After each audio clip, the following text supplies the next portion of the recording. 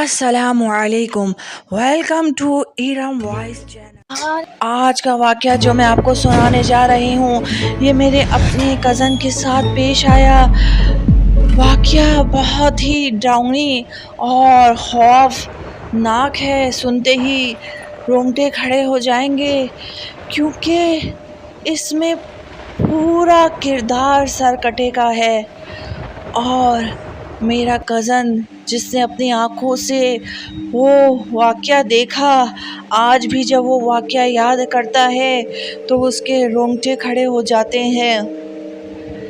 یہ کزن جس کی رہائش کراچی کے شہر بنس روڈ پر ہے، اور اس نے سوچا کہ میں اپنی پھپھو کے گھر ہو چلوں۔ وہ اپنی پھپھو کے گھر ہونے کے لیے کچھ ہی دور کے راستے پر آ نکلا۔ رات کا 11 بج رہا تھا۔ اچانک سے اس کو پتہ نہیں کیا ہوا، ایک اندھیری گلی تھی، اس کے اندر وہ داخل ہو گیا۔ خود بخود سیدھا چلتا رہا اور وہاں کھڑے ہو کر پیشاب کرنے لگا۔ وہ بتاتا ہے میرا نہ دماغ کام کر رہا تھا نہ دل کام کر رہا تھا۔ ہم بھی سن کے حیران تھے کہ ہوا کیا اس کے ساتھ۔ پیشاب کرتے ہی کہتا ہے جیسے میں پتھر کا ہو گیا، اور تھوڑا آگے بڑھا تو کیا دیکھتا ہوں، کالے رنگ کا کوئی سایہ ہے۔ میں اس سائے کا پیچھا کرتے کرتے آگے بڑھا۔ آگے بڑھتے ہی میں نے دیکھا کہ کالے رنگ کے کپڑے ہیں، اور جہاں سر کی جگہ ہوتی ہے وہاں سر تو کٹا ہوا ہے، یعنی ایک سر کٹا ہے اور خون اس کی جگہ سے لدالد بہہ رہا ہے۔ میں دیکھتے ہی میرا دماغ سن ہو گیا۔ اتنے میں میرے چند دوست جو میرے ہمراہ تھے، جو میرے پیچھے پیچھے آ رہے تھے، انہوں نے پیچھے سے مجھے زور زور سے آوازیں دیں۔ ایک دم سے ایسا لگا زوردار جھٹکا لگا، اور میں نے پیچھے مڑ کر دیکھا تو میرے دوست آوازیں دے رہے تھے۔ میں ہانپتا کانپتا بھاگتا ہوا پسینوں میں شرابور اپنی پھوپھی کے گھر پہنچا۔ اوپر چڑھتے ہی میری حالت ایسی بگڑی کہ میرے والدین کو بلانا پڑ گیا۔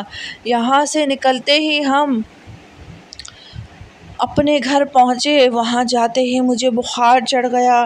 کئی دن تک میں صدمے اور بخار میں پڑا رہا۔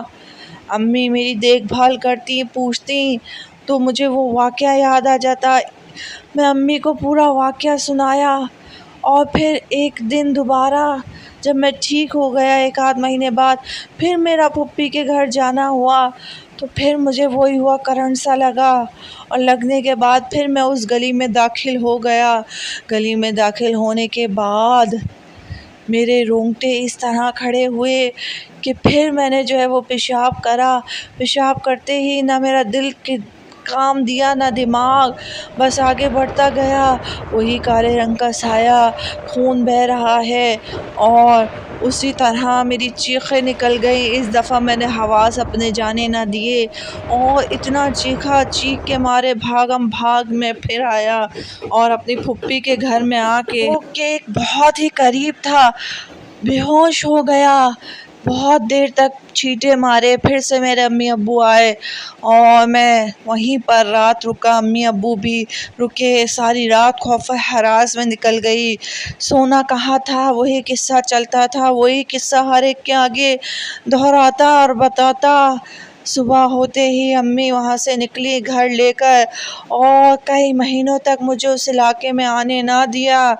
دم درود جتنا ہو سکا وہ میری ماں نے میرے ساتھ کیا، لیکن آج بھی جب میں اس سرکٹے کا سر ہٹا ہوا یاد کرتا ہوں، وہ لاش جیسے میری آنکھوں کے سامنے جاتی ہی نہیں۔